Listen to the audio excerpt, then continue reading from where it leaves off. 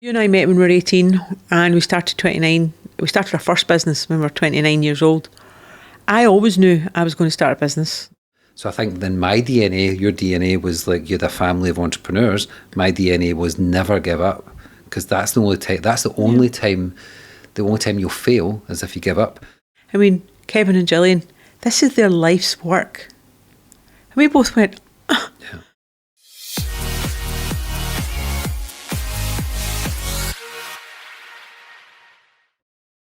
And we're rolling. We definitely are rolling. We're rolling into another episode of the 29ers Unscripted. This one's probably more personal, and the kind of topic here is the hardest part of running a family business. So that's the kind of subject and questions we're going to cover. So I've got a few questions lined up, and we'll both just interact with it because we are part of this family business. So, but what's been the hardest part of running the business as a family, and not the LinkedIn answer? Okay. I'd like to turn that back on you because I'm really curious what you would think. All right, you're asking me the question.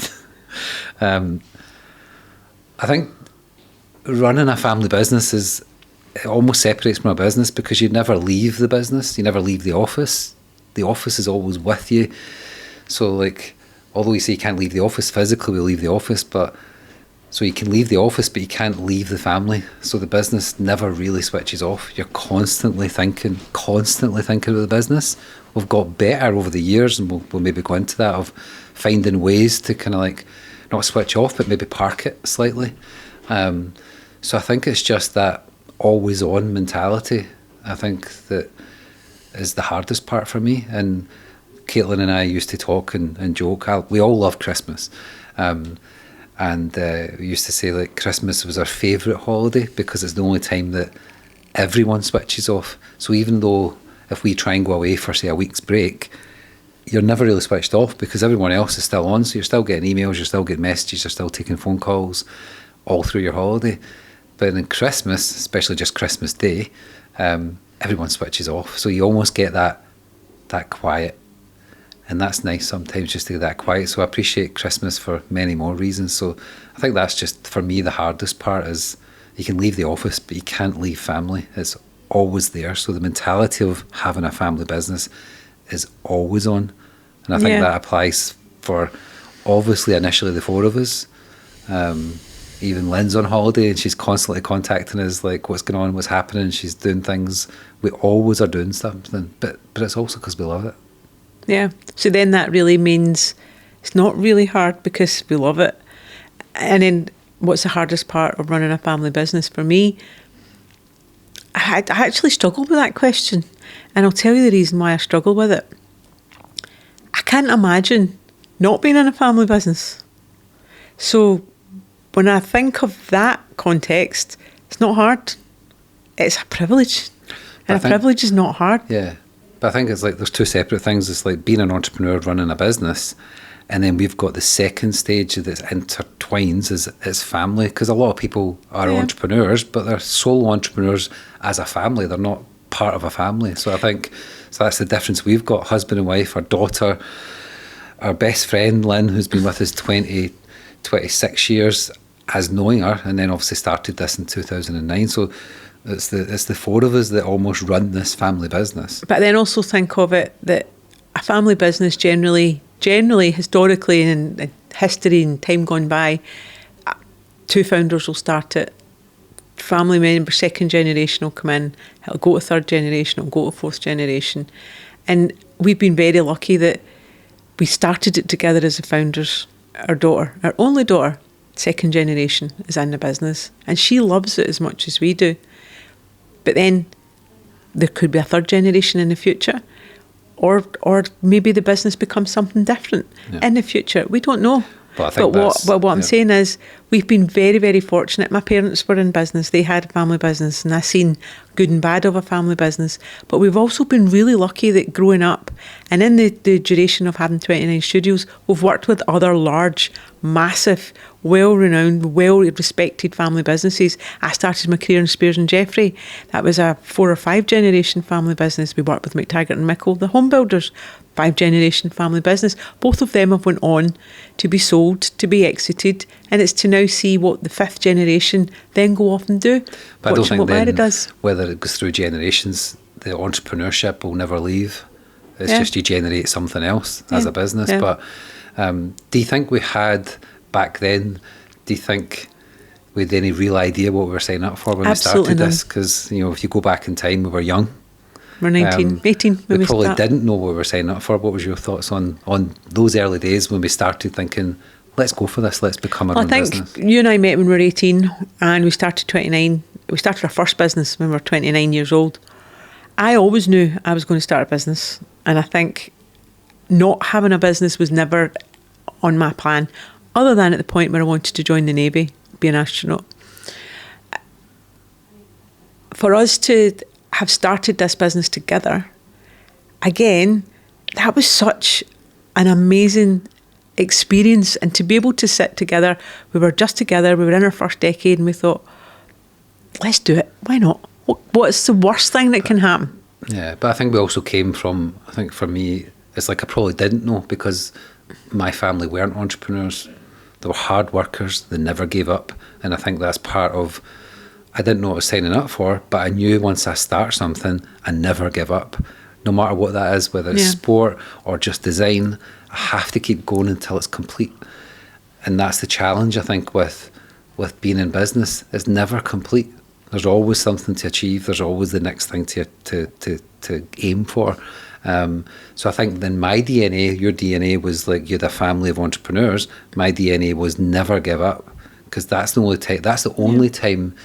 The only time you'll fail is if you give up. So my mentality is, I'll kind of backtrack on that slightly. Not give up. You can change direction. You can pivot. So there's a huge difference between being an entrepreneur of giving up on something. We like to try things all the time. We're very curious, and I think that's part of an entrepreneur. But I think I genuinely didn't know what we were signing up for. But once we signed up for it, not literally, I knew we would never give up. And that's, as you said, we started when we were 29. We're 58 this year. We've never gave up. But there's been so many ups and downs, Yeah. but we've never gave up, and we But never will. Do you think then, to make the comparison, if you and I both worked for other organisations, you had your job, I had my job, I think you would be just as committed to another job on that never give up, being able to achieve something, to be able to build your career, be able to carve your wee dent in your universe and my wee dent in my universe. But the difference of working with another company and then having your own business, especially your own business when it's a family business, the family element for me adds a layer of security and comfort and familiarity. Yeah, I think that's where we combine perfectly. Like, I agree that if I hadn't met you and it was someone else, I would have probably been on. I worked in a corporate job. I got to the highest point I possibly could in that job. And I then found myself after 12 years thinking I need a change, because I love change. I love things to change. And whether we talk about that later or not, but how things are changing now. So I've always been that change agent for me as design. So I've just found new ways within that framework of probably working for someone. You made me become that entrepreneur. I could never go back But now. don't you think entrepreneurs are born? No, I don't think they're born. That's interesting. I think in some cases, yeah, like you were born into the entrepreneur family. So is I Caitlin. wasn't. So I wasn't born entrepreneur. You can learn and develop, and then you bring the skills with you. So like the skills you've brought is learning probably from your family, learning the ups and downs that you probably experienced and not realising at the time through your mum and dad. But you brought that skill into like That our coping business. mechanism, yeah. And then the skill I've brought in is that never give up, keep going, like just that endless But then that's the pursuit. sport in you. Yeah, that's sport in me. So I think that then became entrepreneurship. So I think, yeah, I'm an entrepreneur now, but I wasn't thinking entrepreneurship when I was younger. You have to then find the right connection. Yeah, whereas I've always knew I was going to run businesses. So we found each other as a connection and put those two skills together. So, so like where does the business, kind of staying on track, where does the business end and the family begin? Or is there a line? Yeah, I think there is. I think the business does end when it's end of week, end of day. Like anyone else, you leave, you say goodbye to your work colleagues and you go home. we do that. We leave the office, and if we've had any conflict during the day or there's been something that we disagree on, we leave, we get in the car, we talk about dinner, we go home. Yeah, we dwell on it, we talk about it, but there is a separation. But we also sometimes will get in the car and go, right, we'll talk about this until we get to the front door. So we're in the car and we're talking about it, and then all of a sudden there's sometimes, it depends on the level of conversation. Obviously there can be more serious things we need to talk about or smaller things. And I think, the line is the front door. Yeah. But sometimes it kind of just gets over that threshold. threshold. But where I think that it blurs too much is if I'm on a project that I am going down the rabbit hole on, and when I go down the rabbit hole on a project, I love it. And you have to pull me out, because I would literally work all day in here. Well, you do. And then I would go home and I'd finish dinner, laptop would be open, and I could easily stay on my laptop to 3 in the morning. Maybe that is the separation. Like I think It's you a just project. said it. It's what you're thinking of or working What on. you're doing. If we've got a problem, whether that's any type of problem as an entrepreneur or a business owner, we try and contain it into, say, the drive home, and then we'll say, let's sleep on it. And I think most people will do that, sleep on it, because it will feel different tomorrow. But if we're going home and we're talking about AI and we're excited, and we're like, even the other night, I tend to watch a lot, like tons of YouTube videos about innovation, AI and things like that. So for every 100 videos I might watch, I'll show you 1 or 2, because I'll filter them. So I filtered this one, and we got home the other night, and we had a packed day. And in my head, I've got a video Jill needs to see. She needs to see, but it's like now 8 o'clock. It's a 2-hour video. So I wonder if she'll want to watch it. And I was like, I've got a video. It's about AI and technology and how it's going to progress. And you're like, yeah, let's watch it. So for 2 hours till like 12:30, 1 o'clock, we were watching a video all about AI and the future. When I say the future, the next 12, 18, 24 months. So we were up to like 1:30 watching a video. So that's still work for us. So I suppose it depends on that. It's the topic. On what you're talking about. If it's excitement and adrenaline, nothing will stop us. That front door won't stop us. But I think we need to try and stop at the front door when we think, right, this is a challenge. Let's leave this challenge till tomorrow and see how it goes. Yeah. But I think also, and you'll say more about this, I think over the last few years, our number one focus is to try and drive more in the team and systems within the business, because obviously as you start up as an entrepreneur in a business, everything relies on the founders. Yeah, and it's founder-owned, founder-driven, over the last 2 or 3 years, everything. you've spent a lot of time just making sure that we build the right team, but just as important, that we build the right systems behind that, so we can scale the business. It used to be that I had my role, you had your role, and then we wrapped everyone else in roles that we couldn't do or that we didn't want to do. And right now, we've now both primed ourselves into a position that we work on the business rather than in the business. And all the training that we did when we went out to Miami, corporate development training, being able to work and have the mindset of our corporate clients, being able to operate the business on much larger cycles, young entrepreneurs, young businesses tend to be very small cycles, so you have to find business, go and get your clients, turn it around really quickly, and it's quick. But because we now work in a corporate environment with our corporate clients, a life cycle of a project could be 3 years. So you could present an idea, and the idea, they love it, but it's not that year's budget cycle. You revisit it the following year. Still love it, but it's not in the budget cycle. So it could take a much longer time. So we've had to adapt and change our business so that we're not in the business every single day on that really short cycle. We're looking at things and we think about things in quarters, in half years. And that's very unusual for a small business of our size, but that's the way our clients are. So we have to operate and think and act and be like our clients. Well, I think that goes back to, without going too deep into it, it's the background we have. We worked in large corporates, so we understand the mentality of it and we adapt to it. But we're definitely fixed to be that boutique agency for the corporates. Absolutely. Because it allows us to pivot quickly and then to give them the advantage of that pivot. Yeah. So I think that's where like we've really focused on how we address our roles in the business. And I think we became very, very smart at it over the last 2 or 3 years now, especially with the advent of AI, and how, as you say, we work on the business now more in the innovation and how our business is going to evolve. Yeah. So even when you say 2 or 3 years, and this actually I realised this about 4 days ago, when you say 2 or 3 years, That's, you kind of flippantly say, oh, over the last couple of years. But we're actually talking 7 years. Yeah. Over the last 7 years. It was 2019, just before the pandemic hit. That pandemic kind of wiped out a big time. I think it is. It wiped out 2-3 years of everyone's timeline.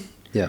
And right now we're 7 years. No. Everyone says it just classically as 2 or 3 years. But yeah, it was 2019 when we thought we need to go on this journey. And we've been on this transformational journey. The pandemic fast forwarded that journey for us because we had the time to think more deeply, because you weren't in the day-to-day battle of a business. You were battling a different type of business. We were all in a place, all doing the 9 to 5. We were all working remote. It was amazing.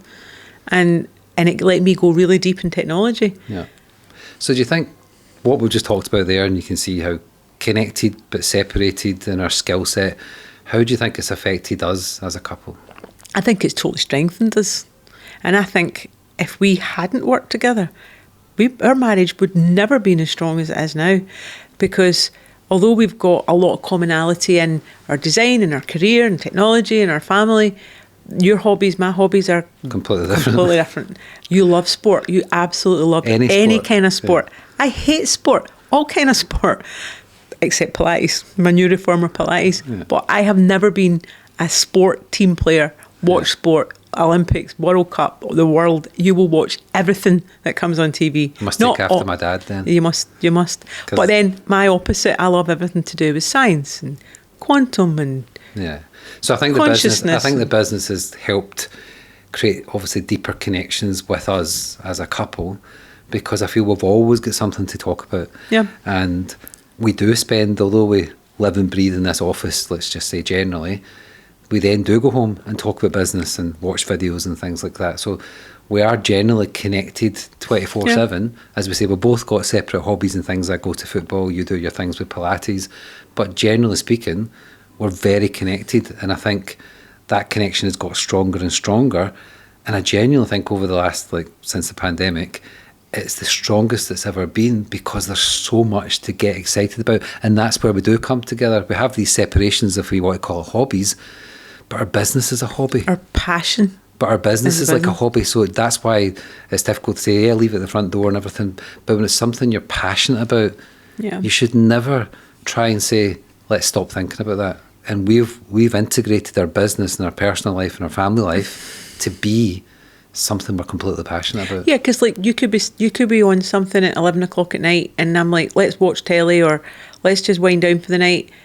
And in your head, I can see you going, just give me another half an hour. I think that's you. No, that's you. No, it was you the other night, and it was 12:15, and you went, right, when are you going to be finished? And whenever you can. And you said, right, 12 o'clock. And it was then 1:45. I was like, Gillian, it's 1:45. We both need to stop. I know, but I was doing something that I really wanted to do. I know people listen to this going, that's sad, that's silly. But it's just so exciting. We're genuinely, although we've been in business now 26 years, 28, next year will be 29 years. Once it was 1998. Although we've been in business a long time, I think it's never been more exciting right now. There's so much, I feel as if I've got so much energy for our business right now and where we're going to take it over the next few years. And rather than having the fear of AI and everything else, we're so excited, because if we're going to use these tools for the good of our customers. So it's so exciting. And that's the saying that you told me once that Stephen Hendry said, if you've got the fear of failing is stronger than the desire to succeed, you will fail. Yeah. But if your desire to succeed is stronger than the fear of failing, you will succeed. That sounds complicated, but I remember it. Yeah. It's okay. So taking it a little bit wider, the responsibility of running a business. It's not just about me and you. And it's not just about a family business. Any responsibility in a leadership role of running a business, it's about, you've got the balance sheet to look after, you've got stakeholders to look after. We're very fortunate that we are the stakeholders, we are the board, but we've also got a workforce, you've got a team. Well, that's hijacking my questions. I know, but you've got a responsibility to the team, because they're committing their time, they're committing their career to want to be part of this. And I think that's the thing that probably weighs the strongest on me, is that I feel that I'm the keeper of making things move. The mum. I'm the mum. Or the oldest. I'm the mum. Yeah, I'm the mum of the business. And I think because it is a family business, when you do bring on people, you want them to feel part of it. And you want them to succeed. And then when you feel that they're part of it, you suddenly have this huge responsibility of, because we know how impactful it has. Like I have for you and you have for me, and then we've got Caitlin, and then we've got Lynn, and then we've got Stacey, and we've got all these people, and Jose, and the impact and everything we do, and also what they do now, because we're empowering them more. Every decision we make can have an impact on our livelihoods. Yeah. So it is a responsibility, but you need to, I think if you take on the role that we are, or a business owner, you have to embrace that opportunity, that responsibility. But you also have to be fair. And I think that by empowering the team to make decisions and empowering the team to stand up, but push them. Yeah. But push them for their own benefit so that they grow. Yeah. Because if the team grow, then the company grows. This isn't just about me and you. This is about a brand. It's about a company. We've got a leadership team. We've got a team who all genuinely care about their careers. They care about the business. They care about the journey that we're on for our customers. And I think if you look back over the years, through the iterations of different types of businesses, there was probably less bigger calls to make as leaders and owners of a business, because things didn't change as quickly. So you had time to adapt it into your business and change. And change was a gradual thing that you didn't quite notice over a year or two. I think there's a lot more decisions we're having to make as leaders that can impact the business quicker than ever. So I think I'd probably say more recently, the last 6 or 7 years, that feels, that weight of responsibility is heavier, not in a bad way, but it's heavier because we're making more and more decisions quicker. Mm-hmm. But I can't remember the exact phrase, but it was Elon Musk. It was like, if you've got 5 things in your business that you do and you can get rid of 3, get rid of them. And if one of them you thought, God, I actually needed that, you just put it back. Like, we can reverse back. Yeah, don't be scared to make decisions like that. So I think it does weigh on you. I think you must feel that sense of responsibility. But don't you think that even comparing that to like one of our corporate clients who look after big teams, they have to do that. They have to have that responsibility. Not the same. I think it's different. No. Let me finish. Let me finish the question. It's not the same personal impact, but it still is a moral and ethical impact for some people. So if I'm not talking about our client. I'm just talking generally speaking. Large organisations, it is about profit.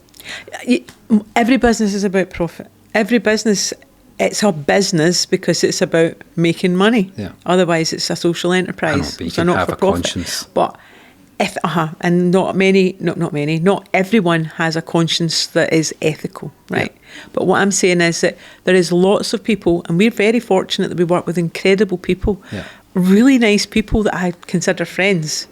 And they're ethical, they're strong, they're leaders in their field, and they run big payrolls, they run big departments. And when they get told by their wider stakeholders, we need a reduction in force, we need to make a redundancy round, we need to pay off 60 people, 100 people, 5,000 people, that weight on that person's shoulders that has to make that decision and actually execute on that, I would never want to be in that position. I think if we're talking about our local group of customers, I totally agree. I'm probably watching other things that I can see a lot of big businesses who just don't care about their staff and their team. And I think that's where it's reversing back to try and be part of a smaller group, and a smaller group of being like a smaller business, because I think industries is like that. I think you get then more recognition. I think you feel part of something. Is what we've tried to build since when we first started in 1998, and then obviously 29 Studios in 2009. We've always tried to strive for that, because as you go back to saying me in sport was always about team. I played golf a few times, but generally speaking, any sport I played was a team sport. So I've pulled that through into business, that I want my business to be a team, not individuals. So I think there's a whole conversation on, I think, what's about to change and what is changing because of the impact of AI and how ethical and responsible and the consciousness of leaders and the decisions they're making. Yeah. And in our little world of 29, I think we've got those traits of we care.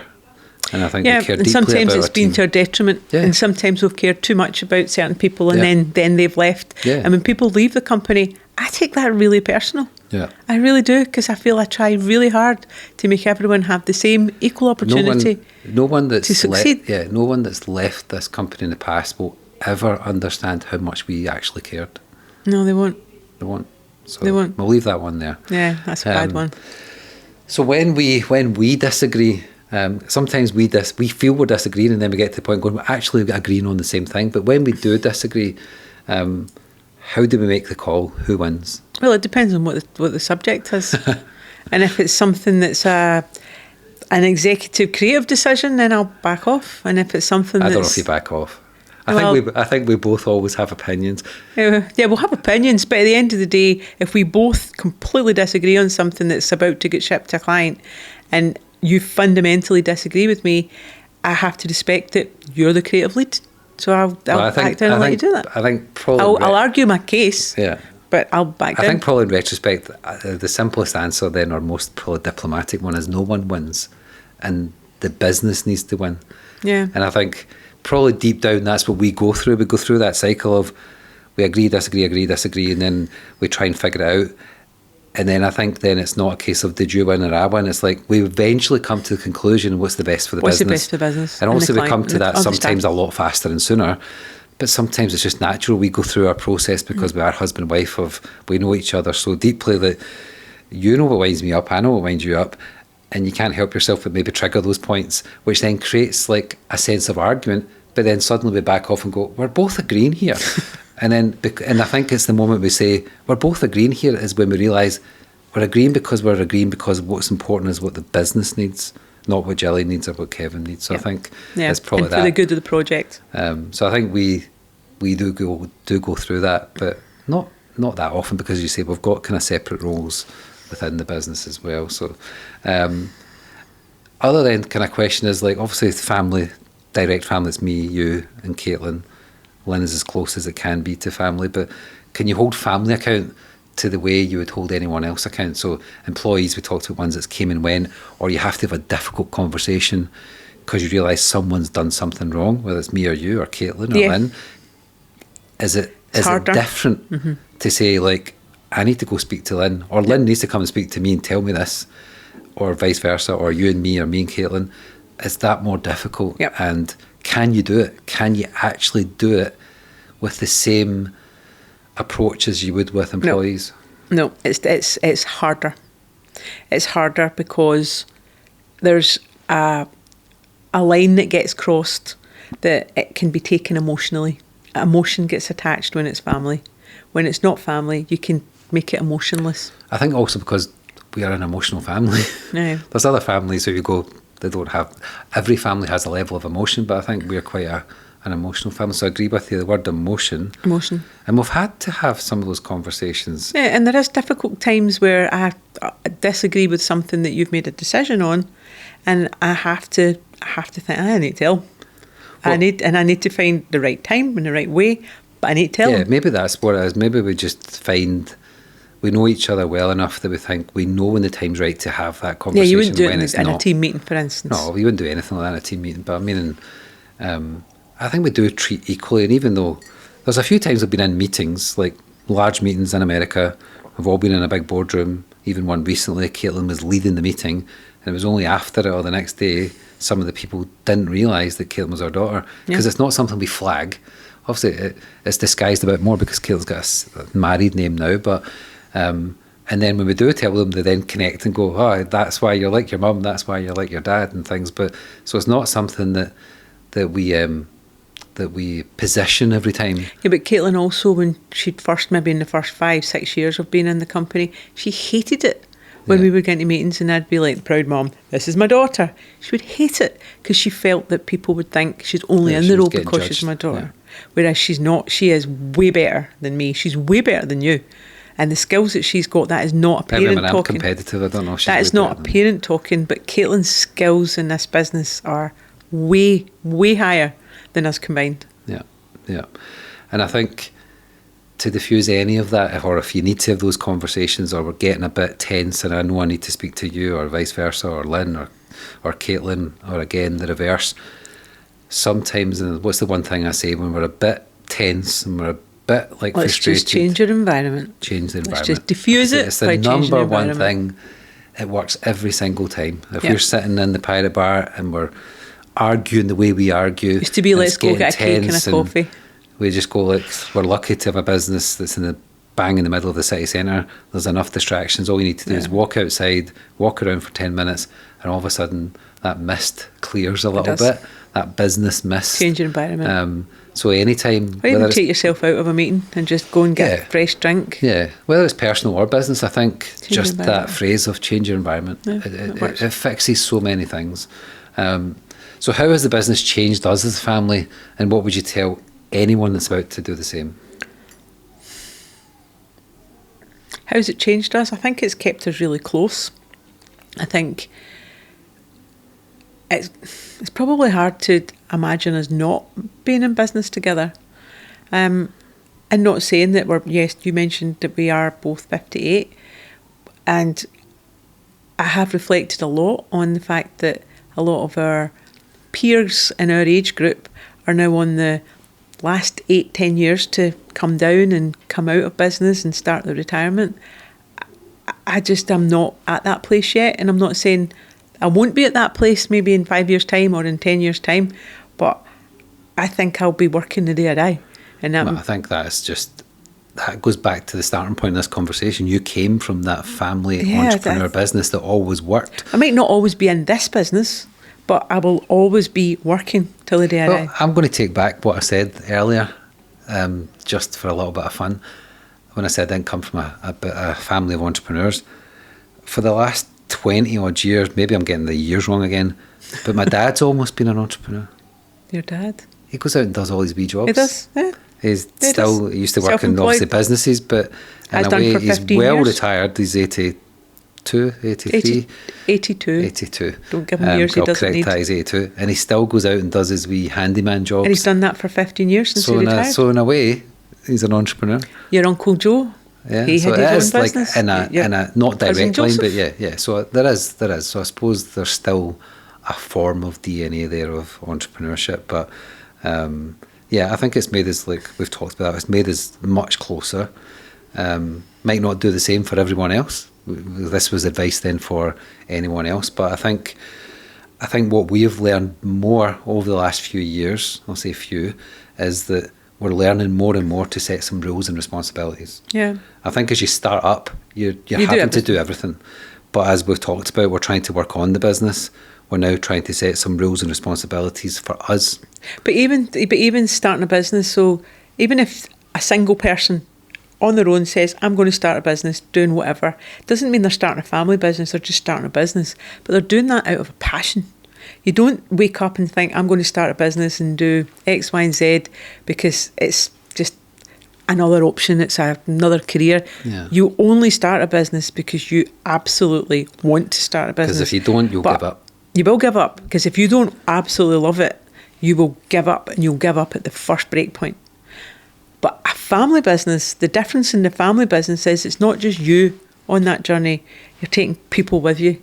And if you're taking people with you that don't want to be in that family business, that is the hardest part. I think that's really important, because I think you've made a really good point. If someone's starting up as a sole entrepreneur with the goal of building a business, I think it's probably appropriate to go and try something, and if you don't think that path is the right path, quit and go to another path, because you'll probably be young enough to do that. And the world now provides many opportunities of different types of entrepreneurship.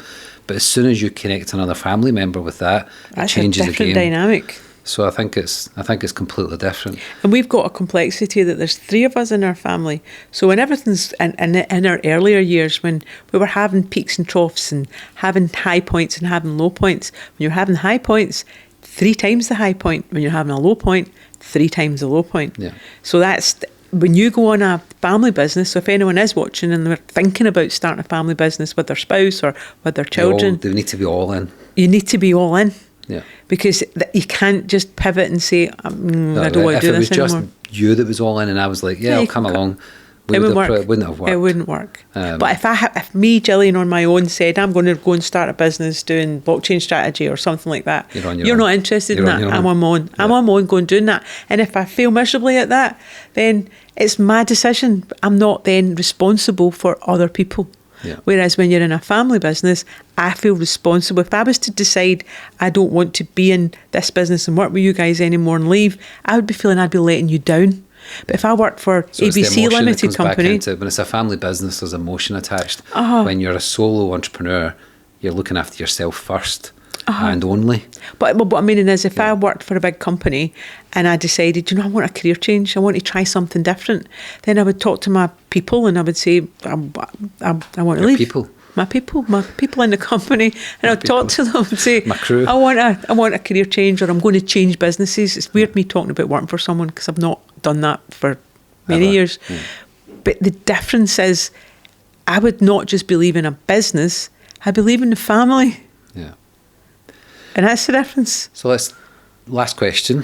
Knowing everything we know now, would we do it all again? Yeah, 100%. And I wouldn't change anything. No. Because the lessons that we've learned along the way is what shaped us to be who we are now. Yeah, I agree, 100%. 100%, I wouldn't change it. I think what you just said straight away, there's no hesitation, no regrets. None regrets. I wouldn't go back and change and swap, because it is the path we're on right now. Nothing. And I can't wait to see what the next 3, 4, 5, 10 years... And it's understanding that there's going to be so many more twists and turns. Yeah. But what was it Mary Mickle said to you? That actually hit me like a brick. We were on the stage at the... It was Family Business United, and we were presenting, and we came off the stage, and then Mary went on and she was doing her piece and talking about, family business, and she pointed to us. We were sitting in the front row, and she said, Kevin and Gillian, this is their life's work. And we both went, and we looked at each other and thought, so it is. This is our life's work.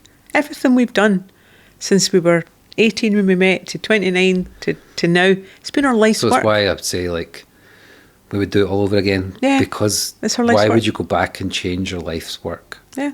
And I think that, as you said, it just kind of we've always considered, before she said that, I was like, no, that was last week's work and last month's work.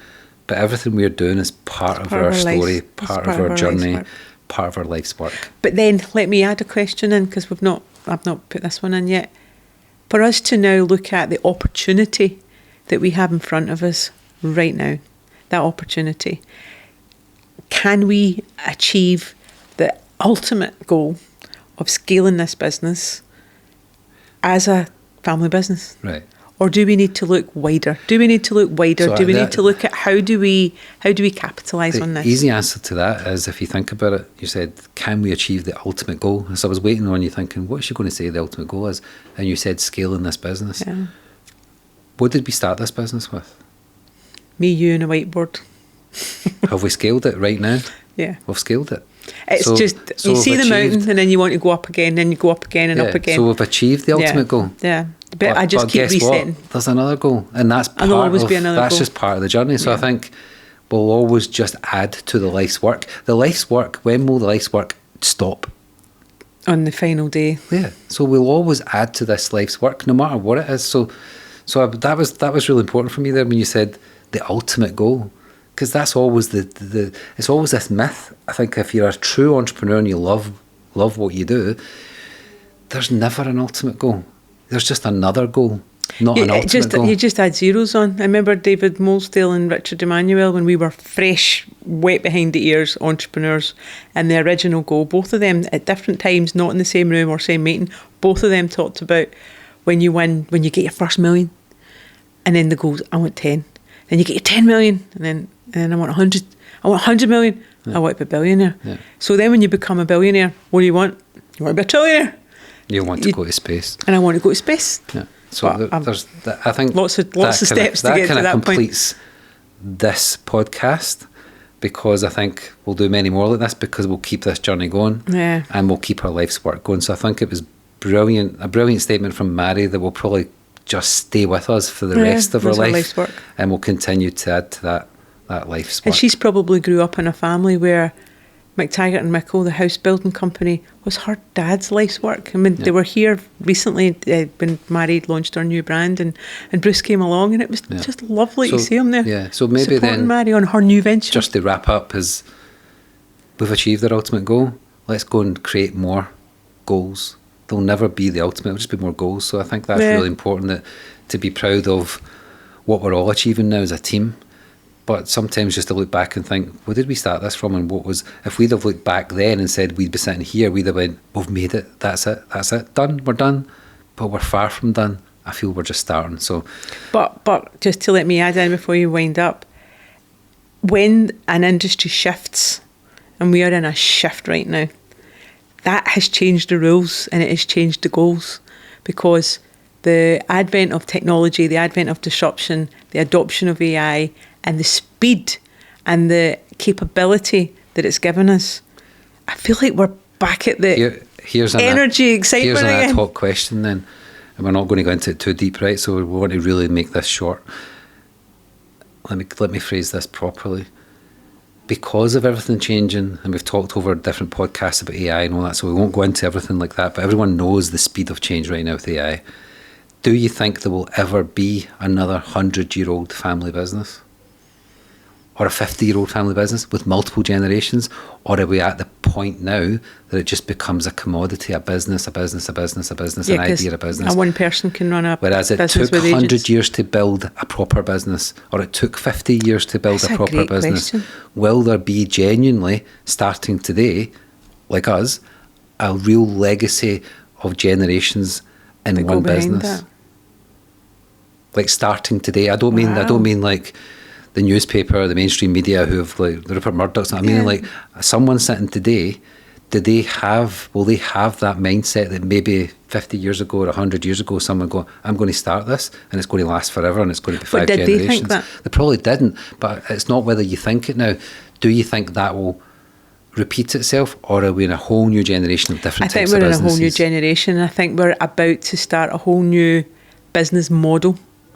And I think not just in business, I think we're going through a whole new communication model, behaviours, how people are going to live, how they're going to work. Going to live longer. We're going to live much, much longer with longevity, with people looking after themselves, with AI stepping in to be able to help in medicine, to be able to detect things quicker. Right, so we are going down. Do you think there will be, if you could, we might be here in 100 years, never know with technology, but do you think in 50 years' time there's going to be as many family generational businesses built from today?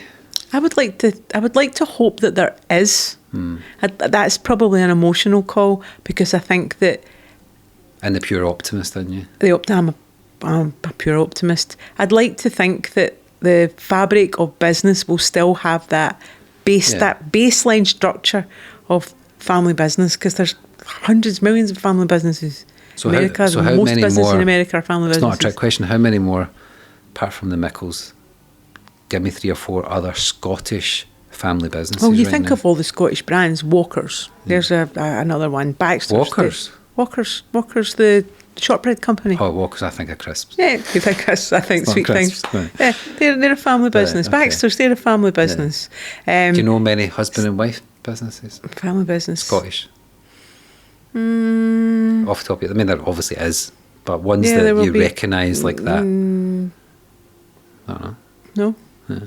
Right, we need to finish this. Yep, we could go on and on. So, thank you very much for joining us. Thank you. As a family business, let's keep providing more for all our team, making the right decisions, and keep adding to our life's work. Thanks. Thank you.